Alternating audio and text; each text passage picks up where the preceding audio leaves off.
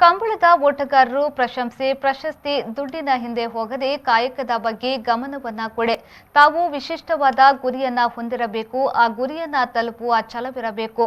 ಆಗ ಪ್ರಶಸ್ತಿ ಪ್ರಶಂಸೆಗಳು ತಾವಾಗಿಯೇ ನಿಮ್ಮನ್ನ ಹುಡುಕಿಕೊಂಡು ಬರುತ್ತವೆ ಎಂದು ಉದ್ಯಮಿ ಪ್ರವೀಣ್ ಶೆಟ್ಟಿ ಸಾಣೂರು ಹೇಳಿದರು.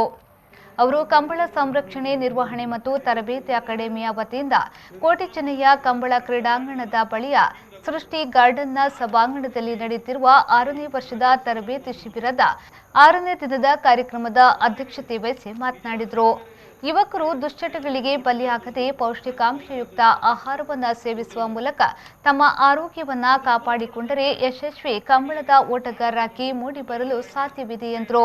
ಸಮಾನ ಮನಸ್ಕರನ 16 ಜನ ಟೀಮ್ ದಗಲು ಒಂದು 5 ವರ್ಷದಿಂದ ಈ ತರಬೇತಿ ಶಿಬಿರವನ್ನು ಮಲ್ತಂದುರ್ಲೆ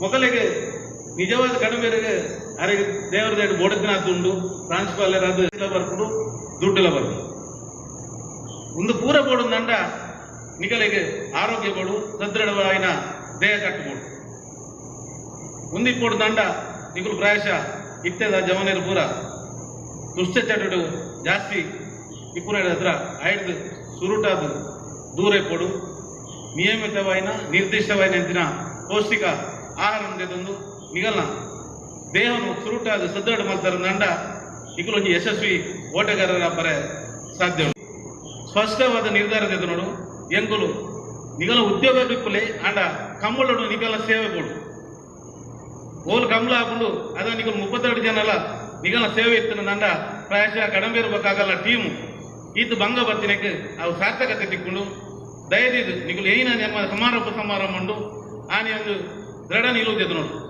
ಎಂಕುಲ್ಲ ಕಂಬಳದ ಸೇವೆ ಮಲ್ಪ ಪಂದಿನ ಕ್ರೀಡಾ ಕೋಚ್ ಸುರೇಶ್ ಶೆಟ್ಟಿ ಸಂಪನ್ಮೂಲ ವ್ಯಕ್ತಿಯಾಗಿ ಭಾಗವಹಿಸಿ ಯಶಸ್ವಿ ಓಟಗಾರನ ಸಾಧನೆಯ ಹಾದಿಯ ಕುರಿತು ಮಾತನಾಡಿದರು.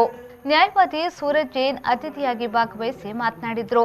ಶೀತಲ್ ಕುಮಾರ್ ಕಂಬಳದ ಹಿರಿಯ ಓಟಗಾರರಾದ ಕೊಳಕೆ ಇರುವತ್ತೂರು ಆನಂದ್, ಹೊಕ್ಕಡಿಗೋಳಿ ಹುಕ್ಕೇರಿ ಸುರೇಶ್ ಎಂ ಶೆಟ್ಟಿ, ಕಂಬಳ ಅಕಾಡೆಮಿಯ ನಿರ್ದೇಶಕರಾದ ಸುಭಾಷ್ ಚಂದ್ರ ಚೌಟ, ಶಿಬಿರಾಧಿಕಾರಿ ಝೋನ್ ಸಿರಿಲ್ ಡಿಸೋಸಾ ಮತ್ತಿತರರು ಈ ವೇಳೆ ಉಪಸ್ಥಿತರಿದ್ದರು.